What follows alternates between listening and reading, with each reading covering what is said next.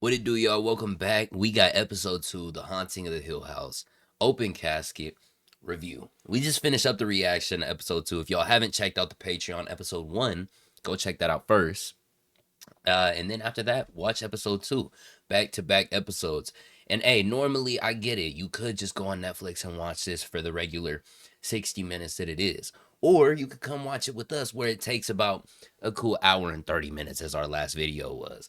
But that's the whole point in this, right? Sitting, talking, and evaluating and analyzing everything that the show's trying to show us, because there's different messages, whether it be about addiction that we're going to be talking about in this, death, the loss of loved ones, and the loss of pets.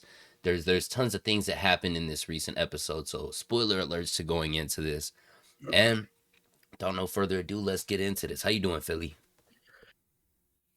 Man, um, I don't know, dude. I'm still gathering my thoughts after that. That was kind of deep. It was very deep. I mean, we probably sat around talking. I don't even know how long actually. I couldn't even tell you. We went off Just on little about like tangents, bro. We went off on little rants. Can't lie. it all circled back around eventually, but I It mean, did. It did. that was just a hard hitting episode. I can't even lie. It was. So, trigger warnings getting into this. Yeah, We yeah, will be yeah. talking about anything from first, the big S, suicide, addictions, um, death, as I said. It can be anything revolving around those topics. So if you are sensitive to those topics, please be aware. We will be going into those, maybe talking about anything relating to even real scenarios that we've gone through. Um, but yeah, first and foremost, let's get into how this first episode, or how the first part of the episode got us into the introduction. Like it kind of threw us off, right? So this is actually a crazy episode too. Among shows that I've watched, this is up there just off the way they started this. So in the first episode, if y'all remember, it took us through Steven and Steven's day before Nell had died. At the end of the episode, he had found out that Nell had died whenever his dad called him and he was seeing Nell face to face.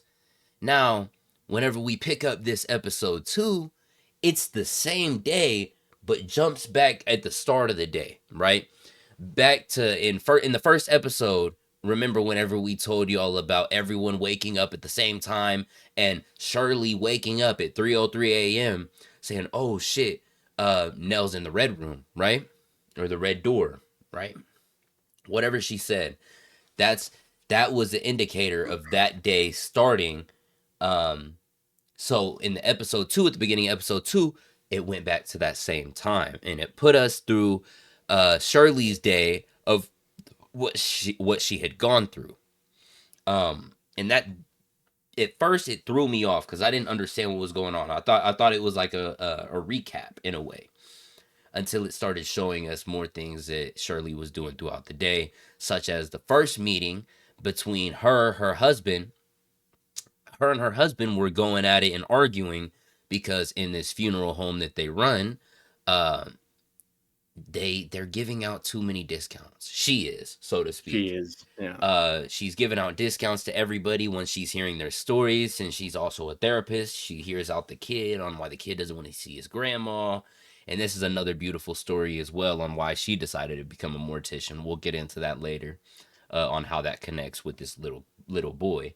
But she's arguing with her husband because she's giving out too many discounts to all these people. They're basically finding themselves in a financial hole. Anything I'm forgetting, Philly? She found out later that he has his own account opened up. And that kind Yes, of throws her for a little bit of a loop because she's like, "What the hell?" that's important. That's important. Y- And that's whenever we started going off on our little tangents talking about having little separate accounts. Uh as y'all know, this is our little review. We try and bring it into real world scenarios. Y'all, if y'all have a partner, whether it be y'all are married, y'all are together, boyfriend and girlfriend, long time, boyfriend and boyfriend, girlfriend and girlfriend, whatever you may have going on, uh, there's times where people have one account together, and I personally think we talked about it more so on the reaction as well, that that's a very dangerous thing to do. You know, having one joint account where at any moment it'll be split up all due to the court system. You never know how that may work out for you. So obviously you want to have an account that y'all two can have together where y'all can share funds, share income and finances, but also one for yourself just in case you have that rainy day fund or just for you, because not everything's going to be working between the two of y'all. I'm not a financial advisor, nor am I a professional, so don't take anything I say too seriously. But at the same time, I feel like I can have a general opinion over things that I've seen and things that I've experienced on why I'd say my opinions. And knowing that me and Philly could go back and forth talking about stuff like that, knowing that some of y'all will be in here having the same type of mindset, I think we It can could be all a whole agree. nother video. Yeah, it really can. But that being one thing that's causing a little wedge between them, and I think within the next 3 episodes, the husband may end up leaving. I'm really thinking so with the way this is going. Depending Uh, on how crazy shit gets. with how crazy shit gets. But the next thing is, Theo comes into the picture and and they're talking about. Oh wait, hold on. Pause on that. Pause on that. That's the next little part. So skipping into the next part, we're going throughout the day with Shirley, and it's about middle of the day where she's having that issue. When did she have that issue with that flashback? That's what it was. It started giving us a The flashback. box. The box started giving us a flashback about the box that her mom had because she had found Like the hill. 5 little kittens Whenever she in like a was random shed. experimenting, I said experimenting. When she was exploring, she found a little grave site for the Hill House, the Hills residence. She found kittens in a like a little shed, just making noise. She went over there and decided to save those kittens. Right, all 5 of those kittens ended up passing away. We'll go ahead and skip to the end of that storyline, but this is when Shirley starts realizing the realism behind death. She's finding out that they can go at any point at any time. And when the first kitten passed away, her mother had brought a box out for her to hold this kitten and basically just make her look pretty before she goes. And I think this is when her first little fascination with not death in itself, but presenting death in a way. You know, um, whether it be the presentation of the coffin or box that one's being rested in, or how someone looks, or how something looks whenever it is being buried or whenever it's last seen. Because whenever we're looking back at this episode name being open casket, it goes not only over the little boy and his grandma seeing his grandma, but it goes back and shows a backstory on her mom. Now she went and saw her mom in the casket. And Philly, what was that other dude? It was the what was it? Who was it? The mortician, The right? Who mortician. took her up there? It was the mortician, and this is where you've seen the parallels from her talking to the little boy that we had seen her talking to over the course of these last 2 episodes, and the new mortician that she was talking to in this flashback of whenever she went to her mom's funeral. And I guess what one thing she was scared about is how her mom would look, in the same way that this little boy was scared about how his grandma would look. But what she told this little boy is that I fixed her. So she can look exactly how she looked to you and all the good memories that you have of her. And then as this little boy is walking to see his grandma, it then switches to the other scene of how she's walking to see her mom after her dad couldn't even convince her to go see her mom, but this mortician was able to go and take her. And then whenever she seen her mom finally resting in the casket, she said, "You fixed her," meaning that whatever had gone on with her face, whether it be cuts, bruises, discoloration over the face, the mortician was able to cover it all up and make her good as new, you know?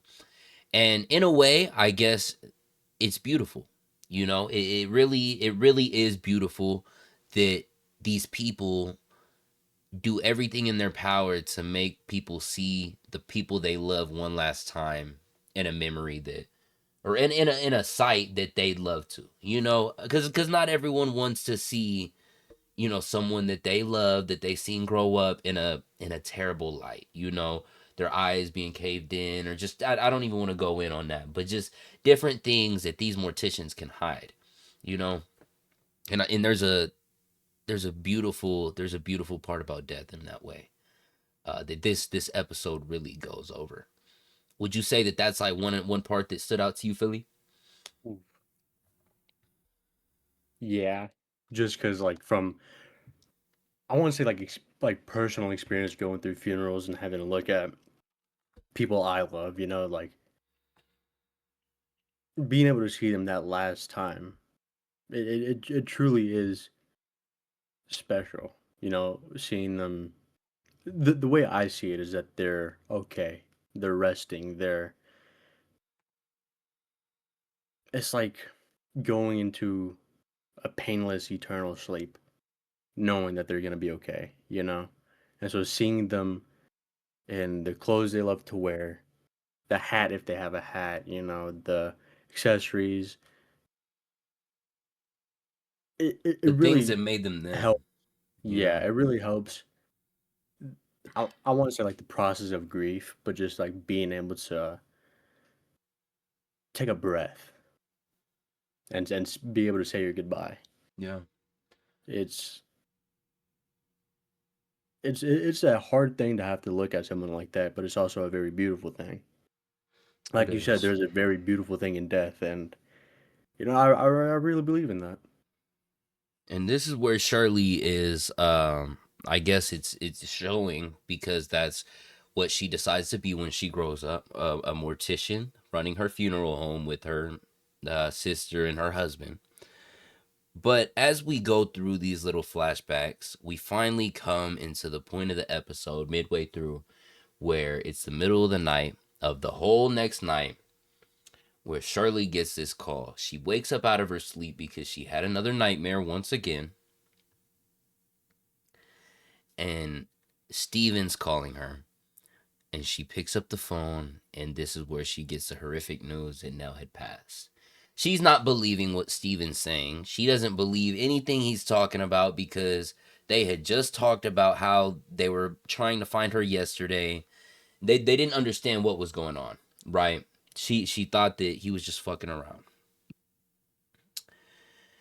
After he finally convinced her that Nell had passed, it just, she was trying to blame him. That this is where it took a turn, because Yeah, Shirley in a bunch of scenes of this episode, especially after the first half of the episode, she starts pushing the blame on the other people, mainly being Steven, saying, "Oh, you should have went and found her. Oh, she needed help. Why didn't you do anything? Why didn't you do this? Why didn't you do that?" When something that Philly said whenever we were watching the episode really stood out, is that, yes, while he may be the older brother, there comes a point in time whenever you're an adult that no matter who's the older brother, the older sister, younger brother, younger sister, if you're grown and you know what's right and you know what's wrong, and you know when you need to help someone that you love and someone that's in your family, and you just ignore it because you're expecting someone else to do it, that's ignorant. And that's very selfish, that's very self-centered, it's very ego driven. It's the same as you growing up, being a grown man, grown woman, and still expecting your mom or dad to take care of you in every single facet. Yes, should they want to take care of you as your parent? Yeah. Should your older sibling want to be able to take care of you in these ways? Yes. But is it always an obligation? No. And you forcing that on them is only going to push that relation and that bond between y'all 10 times more. Cause then whenever actions start becoming a chore, become an obligation, and not becoming out of the want in your heart, you stop wanting to do it. And then it breaks bonds in families. And that's why this family that we've watched over the course of 2 episodes, we have conclusive evidence that they are broken. They are all broken. They've gone through haunted house scenario. Yo, you know what? Hold on. Let's bring it back to what this really is, bro. This is a ghost horror series, but this is all tied up in addiction. This is all family. This is all family shit. So this is what it really shows. It can tie closer to the real world than we care to admit, because it's not just about the haunting of the Hill House. It's about what the haunting can do to the mental health and the damage of this family. Because a lot of it could be, oh, imaginary. But you got to think of how many families actually go through stuff where a father isn't okay. There's so many different scenarios. So I'm not even gonna sit here and list the scenarios, right? That's But a whole but nother let's video. but let's look at this from a portion that's not even about the haunting, scenario, not even about ghosts. You have a young girl that's brought up not knowing how to handle death, then getting to the point where she's becoming a mortician. Um, Her brother is growing up and becoming an addict because of whatever he's going through, and he's being neglected by the whole family. The sister is wanting everyone to be all right and be friendly with each other, but because she's the little sister that only believes in horses and ponies, they kind of just blow her off. You got the other germaphobe that just goes around and sleeps with other women to get off. You know what I mean? Like, the family is broken. None of them love each other. None of them talk to each other. And matter of fact, whenever it came to the point of Shirley finding out after Nell passed away and she was talking with her husband and Theo, she said, Steven, fuck their dad. They don't need to show up to her funeral. And Luke didn't need to show up to her funeral because he didn't show up to her wedding. And I want y'all to remember that. She said that specifically. She said, I don't want Luke showing up to her funeral because he didn't show up to her wedding. Now, the next issue is Charlie's calling Steven saying, you better find whoever and tell them, oh, they gotta show up because I'm about to cut up our sister's body because she decided that she needed to be the one to make her look new again. She wanted to be the one to fix her, not anyone else. But she placed everyone else on duty to, get the rest of the job done, right? Also causing more of a wedge between her and her husband because after her husband just said that they're going into financial debt because of giving all these discounts, she's saying that she's gonna completely handle this funeral for her sister, which is more understandable. But after all the discounts, is crazy. When we also look at the side discounts, the side payments that she and Steven have been making for Luke's therapy. 6 years. Rehab. For 6 years, every month, they have It's been like playing six six bands. bands a month. So for Luke's rehab, they have been paying 6 bands a month, 3,000 split down the middle a piece, and this nigga was still getting high, and he was still failing. So it is kind of understandable on why they were like this to him. Regardless, that's why they needed to try and find Luke. They didn't know where he was. Um, it gets to the point though where it's showing Shirley doing the makeup, fixing Nell, fixing Nelly. She's making her look new again, and honestly, she did a beautiful job. She brought the life back to her. Um, but this is whenever it starts getting a little freaky, right? Because whenever she's doing the makeup, she starts having more flashbacks. And while she's doing the makeup, she goes back to a flashback of when she did her sister's makeup for her wedding. and it's a whole little scenario of her and her sister talking. Steven comes in. He's like, oh, if you want to break a leg, don't break a leg, but if you're running, come out to the car and I'll have it running for you. Like he's just being a joking little dickhead as he is. But it's a nice loving moment. But then as Nell's sitting there, Shirley looks out the window and Luke pulls up in a taxi. She says, hold on, give me 1 second, runs outside and says, hey, what are you doing here? Looks at him dead in his eyes and realizes that he is high. He looks shit-faced. However, he said that he just wanted to be there for his twin sister's wedding. He just wanted to be there for her day. That's all he wanted. And then this next thing that Shirley said absolutely blew our minds. She took out $100 from her wallet. She said, what is it? $20, $30 for a taxi? Here, I'll give you 100. Shoot up the rest. I don't care. Just get out of here.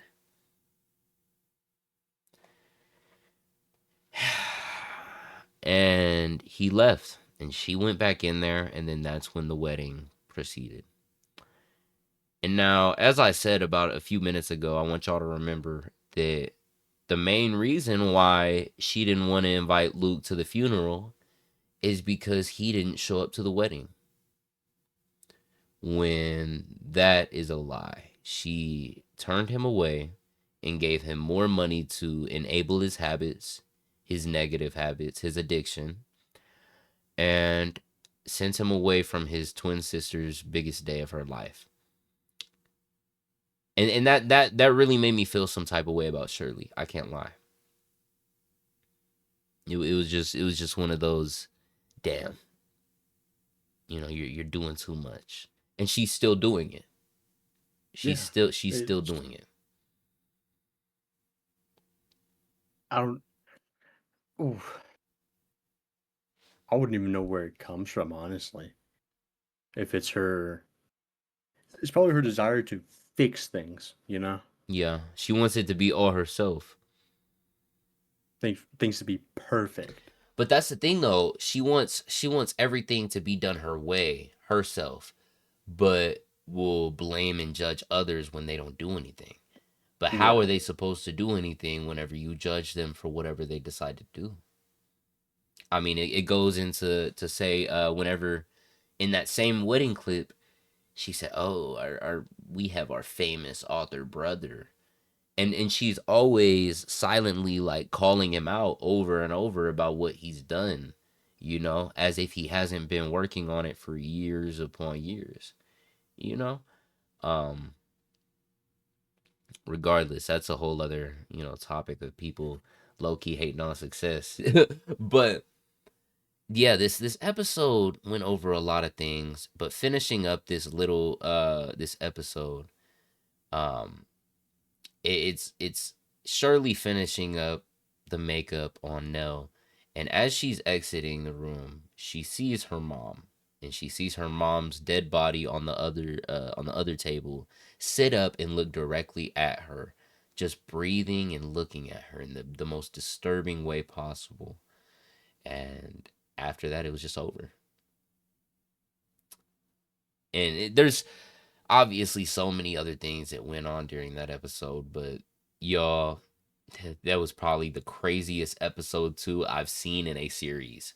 I don't think I've seen so many emotionally dysregulated fucking family issues in this. You know what I mean? Like, it's crazy. It really is. What's this that happened at the end of this episode, real quick? She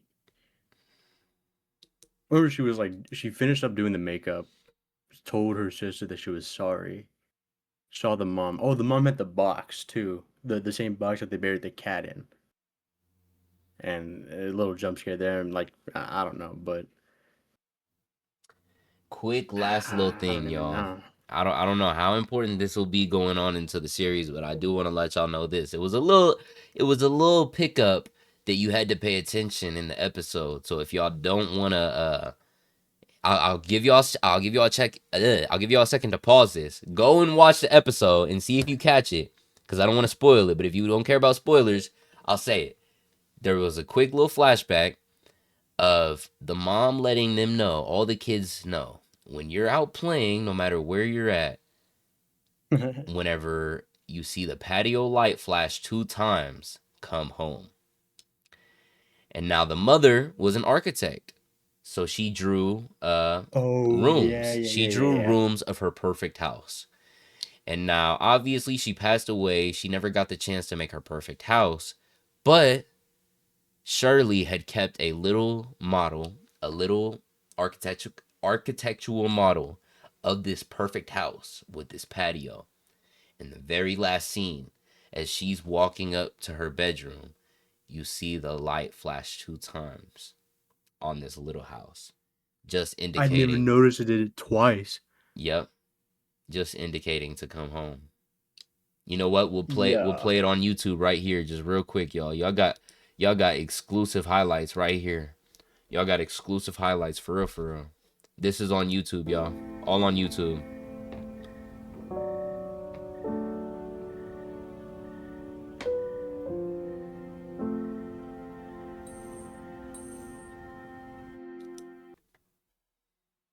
I never noticed it twice. Like the first time, I was just shocked that the thing actually went off.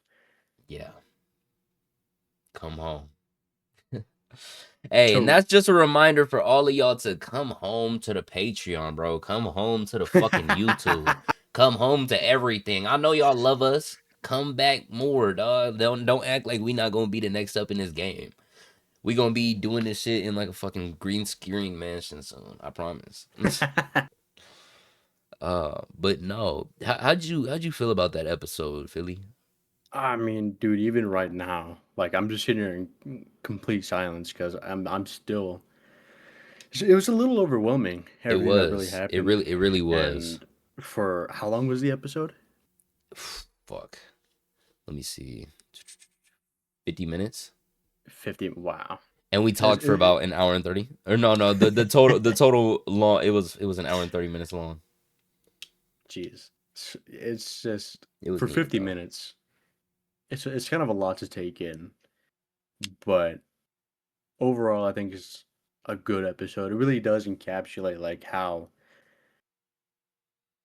I don't want to say how death is perceived because everybody perceives it differently, but how like a version of it could be perceived and how things in the past can affect everything that happens in the future with the things that happen at their house, that the Hell House leading to Luke's addiction, to Nell's downfall, to whatever's going on with the dad, Steven's book, whatever's up with Theo and her gloves, like Ah, for as deep as what this episode is really starting to paint a picture on why this family is so broken, like what you were saying. no, that's It's a beautiful episode. I mean, what it's conveying, what it's trying to tell. It's a really beautiful episode, but again, dude, it's just really overwhelming.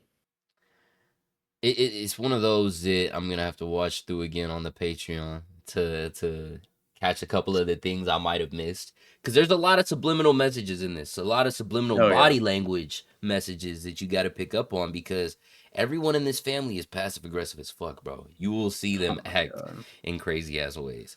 But to catch more in episode 3, future episodes, or a future series, because hey, we know you love our reviews and our reactions. Stay tuned, y'all. We appreciate it as always. We're gonna be having Insta, TikTok all out soon, so y'all can catch up on clips and know when we're dropping more episodes for y'all. But till further ado, we love y'all. Stay safe. Catch you later, bro. Peace.